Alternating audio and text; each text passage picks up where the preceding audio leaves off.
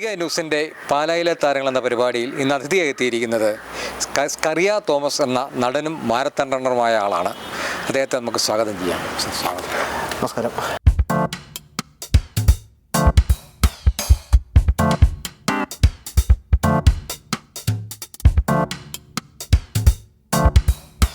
താങ്കൾ ഈ മാരത്തോൺ റണ്ണറാണല്ലോ. അതെ. ഈയിടെ 42 കിലോമീറ്റർ ഓടിയായിരുന്നു.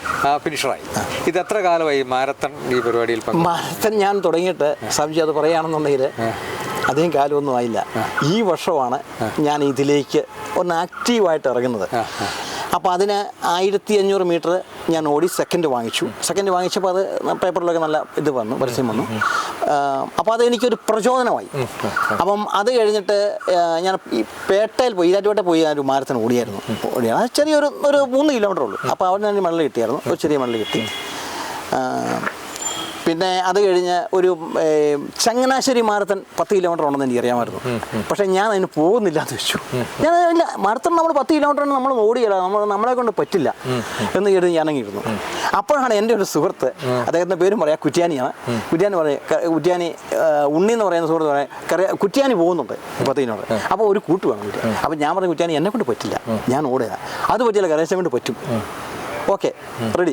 അന്നേരം കുറ്റ്യാനി തന്നെ പുള്ളി തന്നെ രജിസ്റ്റർ ചെയ്ത് ചങ്ങനാശ്ശേരി മാരത്തണ് ഞങ്ങൾ പോവാണ്.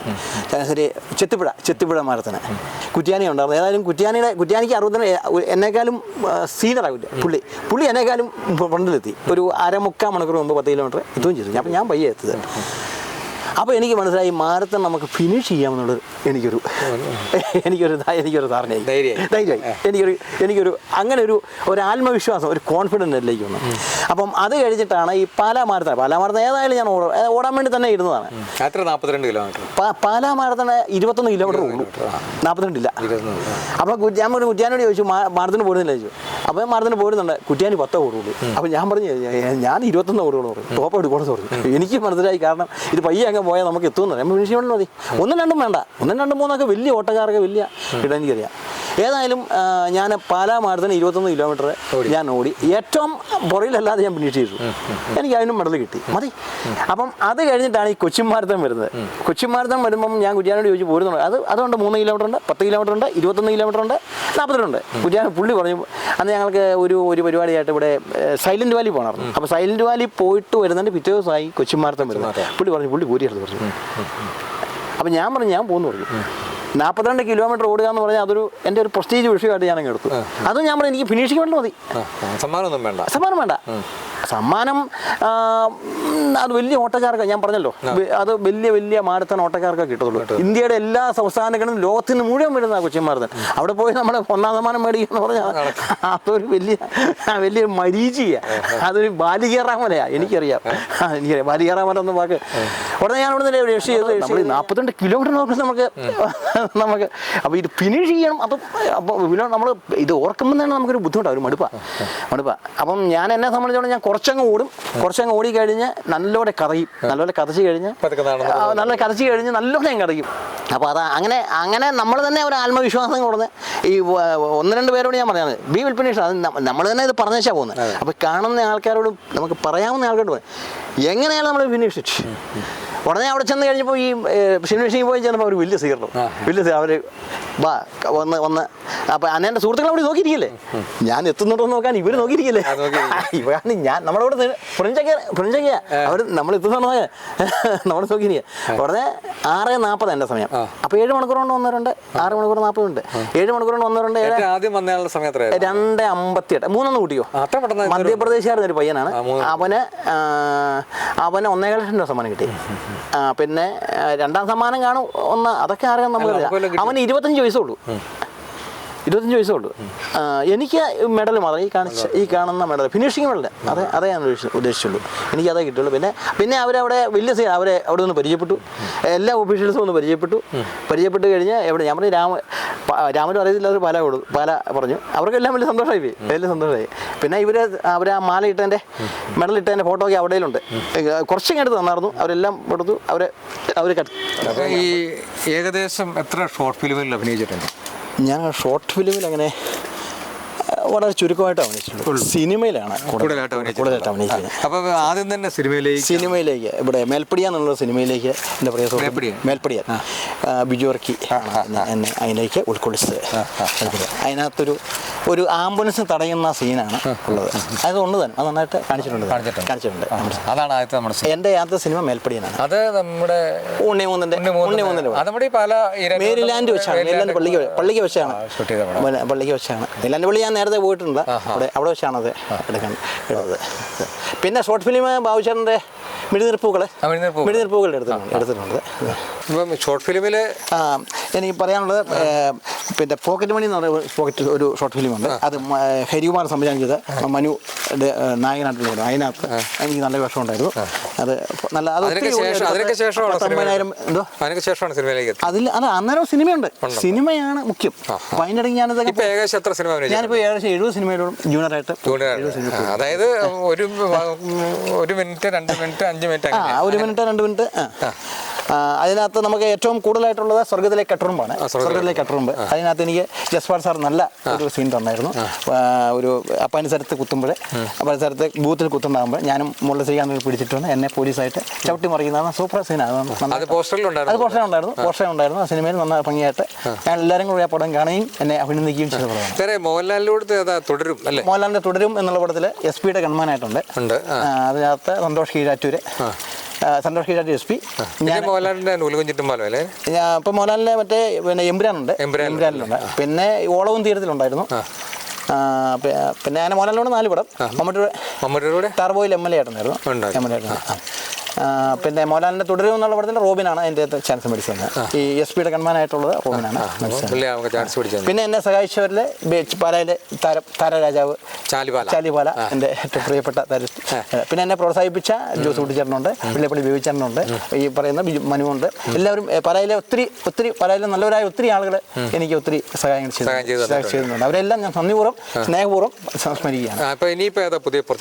ഇനിയും ഇപ്പം നടന്നുകൊണ്ടിരിക്കുന്ന പ്രോജക്റ്റ് ഇവിടെ ദിലീപ് S കുറുപ്പിൻ്റെ ഒരു പടമാണ്. അത് പറഞ്ഞങ്ങാനത്ത് വെച്ചാണ് ചെയ്യുന്നത്. ഓശാനമാണ് വെച്ചാണ് എ ട്രൂ സ്റ്റോറി. അതിനകത്ത് വക്കീലായിട്ടുള്ളൊരു നല്ല റോൾ ഇതുപോലെ. അതിനകത്ത് എനിക്ക് പിന്നെ ഡയലോഗുണ്ട്. അതെനിക്ക് എംബ്രാനിലൊന്നും ഡയലോഗ് ഇല്ല. ഇവിടെ പോലീസായിട്ട് കുറേ പോലീസുകാർ നിൽക്കുന്ന കൂട്ടത്തിലൊക്കെയുള്ള സംഭവമുള്ളൂ എംബ്രാനിലുള്ള. അപ്പോൾ ഈ കഴിഞ്ഞ സ്വർഗത്തിലെ കട്ടുറൂമിനകത്ത് ഡയലോഗ് ഉണ്ടോ? സ്വർഗത്തിലെ കട്ടുറൂമിനകത്ത് അവനെ പിടിച്ചോണ്ട് വരുമ്പം അപ്പാനി സ്ഥലത്തെ പിടിച്ചോണ്ട് വരും നടക്കണമെന്ന് പറയുന്ന ഒരു സീനുണ്ട്. പക്ഷെ അതങ്ങനെ അവർ കാണിച്ചിട്ടില്ല. വീട്ടിലുണ്ട് നടക്കണമെന്ന് പറയുന്ന സീൻ. പിന്നെ കുറ്റവാളി പിടിച്ചോണ്ട് വരില്ലേ ഞാനും മുസ്ലിമിനെ. അപ്പം അങ്ങനെ ആ സീനുണ്ട്. അതുള്ളതാണ്. പിന്നെ എനിക്ക് പിന്നെ പറയാനുള്ളത് ഒരു ഹിന്ദി പടത്തിൽ അത് ബേബി ജോൺ എന്നുള്ള പേരിൽ ഈയിടെ ഇറങ്ങിയിട്ടുണ്ട്. അതിനകത്ത് കേരളത്തിൽ ഇറങ്ങിയിട്ടില്ല. അതിനകത്ത് ഹിന്ദിയിലെ അമിതാഭ് സാറിൻ്റെ ഒപ്പമുള്ള നടന്ന ജാക്കി ഷെറൂഫ് അദ്ദേഹത്തിൻ്റെ കൂടെ സാറിൻ്റെ കൂടെ എനിക്ക് ഒരു സർക്കിൾ ഇൻസ്പെക്ടറായിട്ട് ചെയ്യാനുള്ള അവസരം ദൈവാനുരമായിട്ട് കൂട്ടുന്നു. അത് തടവുള്ളികളെ ഇങ്ങനെ നിരീക്ഷിച്ചുകൊണ്ടിരിക്കുന്ന ഒരു എറണാകുളത്ത് കൊച്ചിൻ ആസ്പിൻ മാൾ വെച്ചാണ് ചെയ്തത്. കൊച്ചിൻ ആസ്പിൻ മാൾ നമ്മുടെ കൊച്ചിൻ ബിനാലേക്ക് നടക്കുന്ന സ്ഥലമാണ്. അവിടെ വെച്ചാണ് അത് ചെയ്യാൻ പറ്റുന്നത്. അതൊരു വലിയ ഒരു ഭാഗ്യമായിട്ട്. ഇപ്പോൾ ഏതായാലും ഇങ്ങനെ ഈ സിനിമയിൽ അഭിനയിക്കാനുള്ള ആഗ്രഹം കൊണ്ട് നമ്മൾ ഇങ്ങനെ നടക്കുകയാണ്. നല്ലൊരു റോൾ കിട്ടുന്നത്. അതെ, തീർച്ചയായിട്ടും നമ്മളതിന് വേണ്ടി നല്ലൊരു റോളിന് വേണ്ടി നല്ലൊരു ആക്ഷനുള്ള റോള് കിട്ടാൻ വേണ്ടിയാണ് വെയിറ്റ് ചെയ്യാണ്. ഈയിടെ വാഗമണ്ണിൽ അഡ്വഞ്ചർ പാർക്ക് പോയിട്ട് ചാടി കൊണ്ട് ചെയ്യുന്ന പറഞ്ഞിട്ടായിരുന്നു. ശരിയാണ്. ഞങ്ങളെല്ലാവരും കൂടെ പോയപ്പോൾ ഉണ്ണിയൊക്കെ പോയപ്പോൾ അവിടെ അഡ്വഞ്ചർ പാർക്ക് ഞാൻ ഏറ്റവും അഡ്വഞ്ചർ ആയിട്ടുള്ള സംഭവം പറയാൻ പറഞ്ഞു ഇവിടുത്തെ ഏറ്റവും. അപ്പോൾ അത് അവിടെ ഗ്ലാസ് ബ്രിഡ്ജ് നടക്കുന്ന ഒരു സംഭവമാണ്. അപ്പോൾ അതൊന്നും വലിയ നടന്നു പോകുന്നത് അതെനിക്ക് ഈസിയാണ്. അപ്പോൾ അത് കഴിഞ്ഞിട്ട് പിന്നെ അവിടെ മുകളിൽ നിന്ന് ചാടുന്ന ഒരു സംഭവം ഉണ്ടോ അഡ്വഞ്ചർ പാർക്കിൽ. അപ്പം ഞാൻ നോക്കിയപ്പോൾ അവിടെ ആരും ചാടുന്നില്ല. അപ്പോൾ എല്ലാവർക്കും പേടി. അപ്പോൾ ഞാൻ അവിടെ മുകളിലേക്ക് പോയി കഴിഞ്ഞാൽ അതിൻ്റെ പിന്നെ പൈസ കൊടുത്ത് ടിക്കറ്റ് എടുത്തു കഴിഞ്ഞ് അപ്പം എനിക്ക് തന്നെ താഴ്ത്ത് വന്നപ്പോൾ ഒരു പേടിയായി. ഞാൻ തന്നെ അങ്ങ് തട്ടിക്കാൻ പറയും. അപ്പം ഞാൻ അവിടെ ഒരു കാര്യം ചോദിച്ചുള്ളൂ, എനിക്ക് സേഫ് വേണം. അപ്പം തീർച്ചയായിട്ടും KGDC ആകുമ്പോൾ അതിൻ്റെ ലൈസൻസ് ഉള്ളു. അപ്പോൾ എനിക്കത് ഉറപ്പുണ്ട്. അപ്പോൾ അവർ പറഞ്ഞു, അവർ 2 പേര് പറഞ്ഞു സേഫാണെന്ന് പറഞ്ഞു. 2 പേര് പറഞ്ഞു സേഫാണ്. അപ്പോൾ ഞാൻ എന്തെങ്കിലും പ്രശ്നം ഉണ്ടാകും നിങ്ങൾ നോക്കിയാണെന്ന് പറഞ്ഞു. ഞാൻ ചാടിക്കോളാം, അതിന് പ്രശ്നമൊന്നുമില്ല. ഉടനെ അവർ അത്ര ഉറപ്പ് തന്നു. അതുപോലെ ഒരു അരയെ വള്ളി കെട്ടി അവർ താഴെ ഇത് താഴെ ഉണ്ട് നല്ല സേഫായിട്ട് തന്നെ ചാടുകയും ചെയ്തു. അപ്പം ഞാൻ ചാടിയെന്ന് പറയേ വീണ്ടും ആൾക്കാർ വീണ്ടും അതുവരെ അത് സൈലന്റ് ആയിരുന്നു. അപ്പം ഞാൻ അവിടെ ഒരു ഉണർവിട്ട് കൊടുത്തു. കുതിരപ്പുറത്ത് ഞാൻ കുതിരസവാരി പഠിച്ചതാണ്. പയ്യയിൽ 5 കുതിരയുള്ളൊരു വീട് ജയകൃഷ്ണൻ്റെ വീട്ടിൽ പോയി അവിടെ ഞാൻ അന്വേഷിച്ച് പോയി. കുതിരസവാരി അവരെ 10 ദിവസം പഠിച്ചു. കുതിരപ്പുറത്ത് ചാടി കയറി പോകുന്ന എനിക്ക് അവരുടെ ഒരു അതിൻ്റെ ഇരിപ്പുണ്ട്. എനിക്ക് അത് ഓടിക്കുന്ന എനിക്ക് ഭയങ്കര ഇഷ്ടമാണ്. ഈ എല്ലാ പരിപാടി 50 വയസ്സിന് ശേഷമാണ് നമ്മൾ ആരംഭിച്ചിരിക്കുന്നത്. അതായത് അവരും ആണെങ്കിലും കുതിരപ്പുറത്ത് കയറുന്നതാണെങ്കിലും ആണെങ്കിലും ഓരോന്റെ സമയം ഉണ്ടെന്നാണല്ലോ നമ്മുടെ ഇംഗ്ലീഷ് വേർഡുണ്ട്, ഞാൻ പറയുന്നില്ല. അല്ല മറ്റേ സിനിമയിൽ എല്ലാത്തിനും സമയമുണ്ട്, എല്ലാത്തിനും സമയം ഓരോന്ന സമയമുണ്ടല്ലോ. അപ്പം ഇപ്പോഴായിരിക്കും എൻ്റെ തന്നിരിക്കുന്നത്. എന്നാൽ പോലും എനിക്ക് ഉച്ചയുടെ മുകളിലേക്ക് വരണമെന്നൊക്കെ വലിയ ആഗ്രഹമുണ്ട്. അതൊക്കെ എല്ലാം ഹെവൻലി, എല്ലാം ഡിസൈഡ് വഴി ഹെവൻലി, ഡിസൈഡ് വഴി ഹെവൻലി. അപ്പം താങ്കൾ നിരവധി അഡ്വഞ്ചറുകൾ അതുപോലെ നിരവധി അഭിനയങ്ങൾ അതും പല കാര്യങ്ങൾ ചെയ്യുന്ന ആളാണ്. ഇപ്പം താങ്കളുള്ള ഏറ്റവും വലിയ ആഗ്രഹം എന്താണ് ഇനിയുള്ളിൽ? എൻ്റെ ഏറ്റവും വലിയ ആഗ്രഹം എന്ന് പറയുന്നത് 1-2 ആഗ്രഹങ്ങളുണ്ട്. ഒരു സിനിമയിൽ അടിച്ചു പൊളിച്ച റോള്, ഒരു ക്യാരക്ടർ റോള്, അത് ഒരു പോലീസ് SI ആയിട്ടോ അല്ലെങ്കിൽ അതിൻ്റെ മുകളിൽ സർക്കിളായിട്ടോ അടിച്ചു പൊളിച്ച് നല്ല സ്റ്റണ്ട് നടത്തി നല്ല സൂപ്പറായിട്ട് തകർത്ത് ചെയ്യുന്ന ഒരു സീൻ ചെയ്യണമെന്ന് എനിക്കൊരു ആഗ്രഹമുണ്ട്. അതെൻ്റെ ഒരു ആഗ്രഹമാണ്. ഞാനൊരു ആഗ്രഹം പറഞ്ഞതേ ഉള്ളൂ. പിന്നെ അതുകൂടാതെ എനിക്ക് എൻ്റെ ഒരു ആഗ്രഹം എവറസ്റ്റ് കൊടുമുടി അതിൻ്റെ മുകളിലൊന്ന് എത്തണം. എനിക്കൊരു ഭയങ്കര ആഗ്രഹം. ഇനി അത് സാധിക്കുമെന്ന് എല്ലാം ഡിസൈഡ് വഴി ഹെവൽ ഞാൻ മുമ്പേ പറഞ്ഞ പോലെ അങ്ങനെയൊക്കെയുള്ള ആഗ്രഹങ്ങളെ ഞാൻ ഇപ്പോഴും മനസ്സിൽ കാത്തു സൂക്ഷിച്ചുകൊണ്ട് അതിനുള്ള ഇപ്പോൾ എനിക്കുണ്ട്. ഈ സമയം അടുത്ത നിമിഷം എനിക്ക് പറയാൻ പറ്റില്ല. എല്ലാം ദൈവം തന്നെങ്കിലുള്ളൂ. തന്നെങ്കിൽ ഹെവൻലി തന്നെങ്കിലേ ഉള്ളൂ. അപ്പോൾ അതിനുവേണ്ടിയാണ് ഞാൻ പ്രാർത്ഥിക്കുന്നത്. അതൊക്കെയാണ് എൻ്റെ ആഗ്രഹങ്ങൾ ആയിട്ടുള്ളത്. 10-70ഓളം സിനിമകളിൽ വർക്ക് ചെയ്തിട്ടുണ്ട്. അതുപോലെ ഷോർട്ട് ഫിലിം ചെയ്തിട്ടുണ്ട്, മാരത്തൺ ചെയ്തിട്ടുണ്ട്, അഡ്വഞ്ചർ ചെയ്തിട്ടുണ്ട്.